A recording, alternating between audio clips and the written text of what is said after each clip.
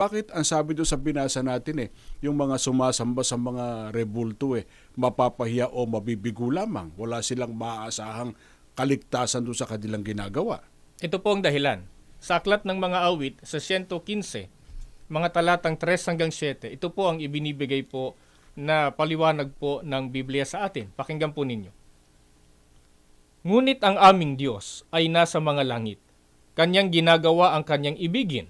Ang kanilang mga Diyos-Diyusan ay pilak at ginto, yari ng mga kamay ng mga tao. Sila'y may mga bibig, ngunit sila'y hindi nangagsasalita. Mga matay mayroon sila, ngunit hindi sila nangakakakita. Sila'y may mga tenga, ngunit hindi sila nangakakarinig.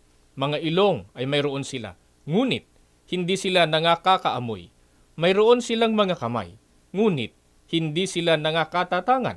Mga paa ay mayroon sila, ngunit hindi sila nangakalalakad, ni nangagsasalita man sila sa kanilang ngala-ngala. Ito po ang sinasabi ng Biblia tungkol sa mga Diyos-Diyusan, mga mahal naming taga-subaybay.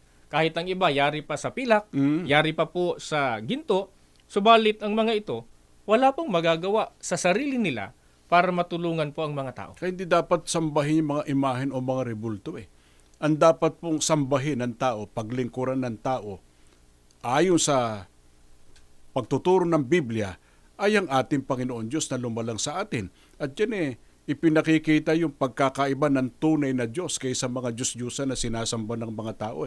Ano ang katangian ng tunay na Diyos batay dyan sa unahang bahagi ng talata na ating binasa? Sabi po ng Biblia, kanyang ginagawa ang kanyang ibigin.